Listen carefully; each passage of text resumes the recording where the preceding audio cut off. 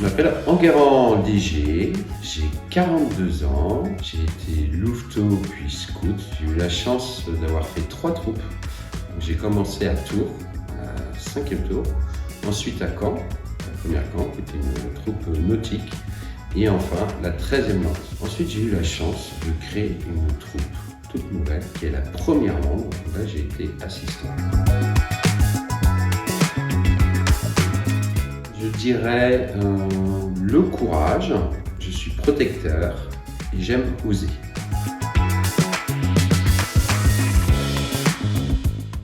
J'ai créé ma toute première boîte, j'avais 26 ans.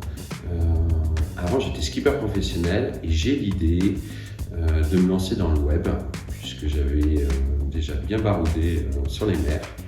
Et j'apprends à coder, je trouve ça intéressant et je me lance à créer des sites internet. Peut-être un peu tôt, un peu jeune, pas prêt, ça ne marche pas comme je veux. J'ai une nouvelle idée, j'ai envie de me lancer dans l'événementiel. Me voilà à créer ma seconde boîte. J'ai l'idée de créer des grandes croisières. J'invite un maximum de jeunes professionnels. On remplit des bateaux et on navigue pendant 3-4 jours.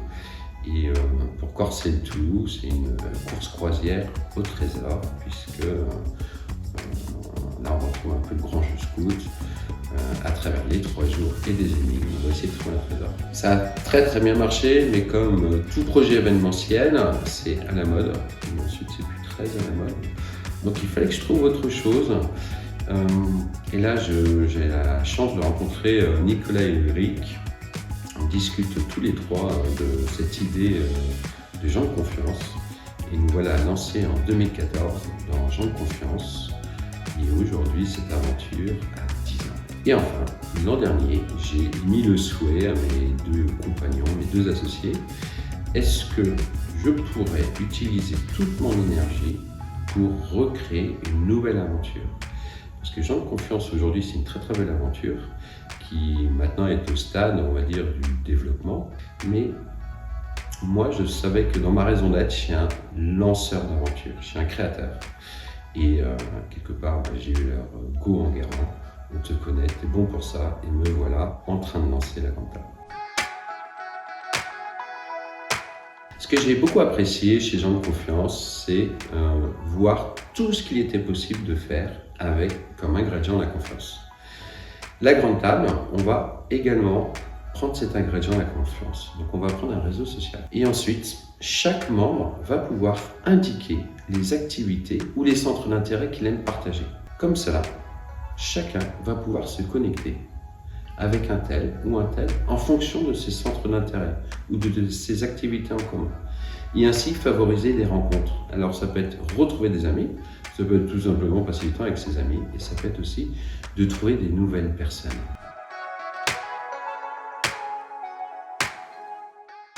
Wow. Il y a un mot qui me parle quand on me pose cette question, c'est avoir un esprit guerrier, parce que rien n'est facile. Rien n'est facile et surtout le métier d'entrepreneur où on est face à des incertitudes du matin au soir. Et finalement, parfois, une seule bonne nouvelle dans la journée nous ravive, nous motive quelque part à y retourner le lendemain. Si on revient dans la thématique du scoutisme, c'est cet esprit d'aventure. C'est avoir ce désir d'être sur le chemin, ce désir de prendre tout le temps la route. Moi, quand je reviens un peu en arrière sur mes années de scoutisme, j'ai des frissons. Parce que je crois que c'est mes meilleurs souvenirs. Et non seulement mes meilleurs souvenirs, c'est que je pense que c'est le tout début où je prends conscience de ma réalité, de ce que je suis. Je n'ai pas connu une autre école qui m'ait donné autant de confiance en moi. Et le scoutisme, ça a été pour moi mon école de vie, c'est celle qui a révélé, je dirais, une énorme partie de ce que je suis encore aujourd'hui. Et quand on me parlait de mes 3 qualités, ça ce sont des choses que j'ai découvertes tout jeune dans mon scoutisme.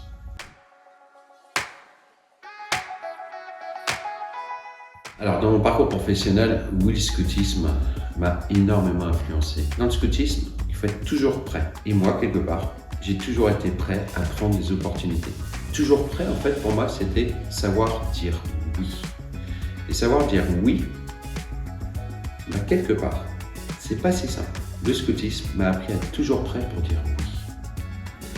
Maintenant, dans mon management, j'ai eu la chance incroyable d'avoir commencé dernier de patrouille.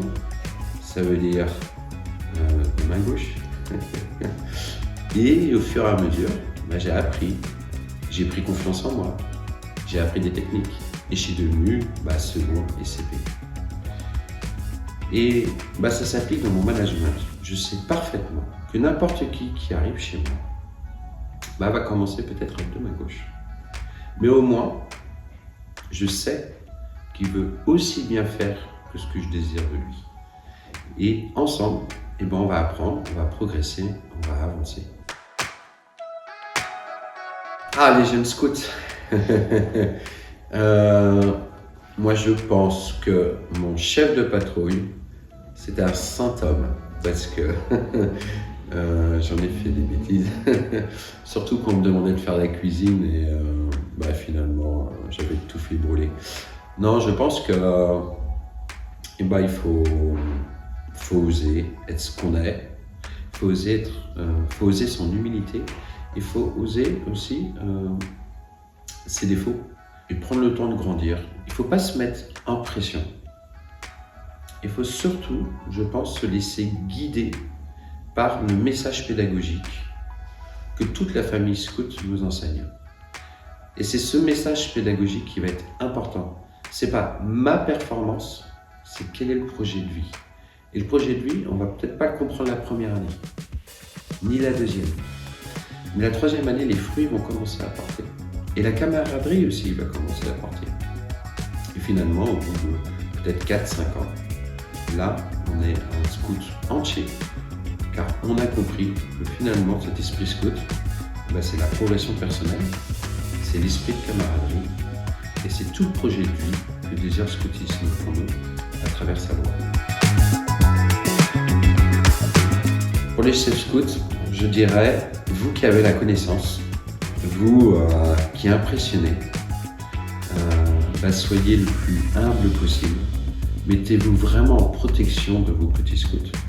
Non pas être une maman, une babysitter, une mère nourricière, mais soyez vraiment ces oreilles attentives pour débloquer la parole, débloquer le cri de connaissance et du cœur de vos petits scouts qui ont des millions de questions à vous poser, qui veulent rentrer dans la vie et ils passeront par vous pour découvrir tout ce que vous leur enseignez.